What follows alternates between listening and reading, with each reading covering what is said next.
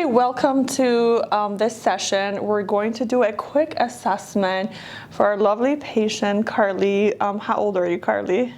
34. 34. So just keep in mind, guys, when the aging process happens is usually around 30. I always tell everyone age is one thing, but also genetic plays such a main role as part of aging process. So as important upper face is, mid face is, lower face, it plays such a main role as far as the aging process. One of the area that we lose a lot of fat support, it's the pre-gel sulcus.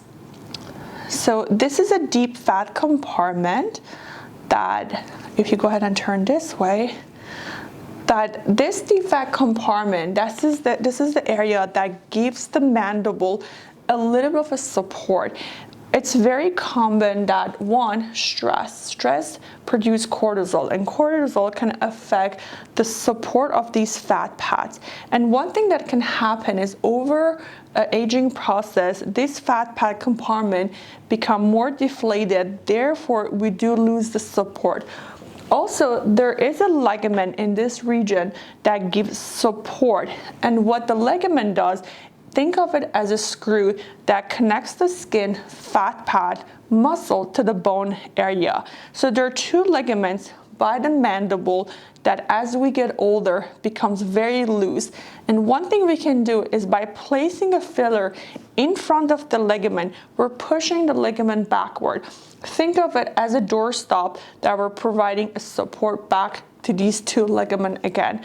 So Carly's a beautiful 34-year-old. She does have a beautiful mid face, but by looking at her lower face, we can see there's a little bit of a shadow going on. So we're going to give her a little bit of a support on the pre-gel sulcus and also helping her to achieve more like a dominant and more defined jawline. For a female patient, we want to create more like a 90 to 120 degree of the angle of the jawline. If you think of Angelina Jolie or Jennifer Lopez, they both have a beautiful jawline. So therefore we can tell it's so important, or is part of the beauty when a female has a very supportive jawline. So patient's skin is clean. The choice of the product is Juvederm Voluma. Juvederm Voluma does have a thick G prime. If other choice of product would be Restylane Lift or Radius that has the highest G prime. So it's so important to make sure that skin is completely clean. Placing the product straight to the periosteum, little poke, create more like a 30 degree, some support, straight to the bone, and a little bit of a filler to create more support to the soft tissue.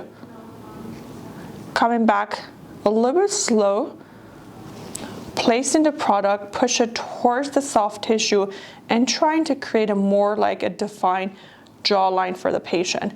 Again, we're going back, go ahead, turn this way for me. In the back of the mandible, straight to the jawline. This is the posterior part of the mandible. I'm straight to the periosteum. I cannot move my needle, and straight to the bone again. Another bolus, 0.1. I'm coming out slow to create some tamponize so there's less bleeding for the patient. And one thing you want to do is push the products towards the mandible and try to create more like a defined jawline. Go ahead, turn this way. Perfect. All right, now for the treatment of the pre-gel sulcus, straight to the periosteum, a little bit of a poke, aspiration, and this is a remarkable improvement because right away we can see that the lower face is going to look more enhanced and more dominated compared to what the other side of the face. So we're going to push this towards the ligament, and also we're going to provide some volume towards the other upper corner of the lip.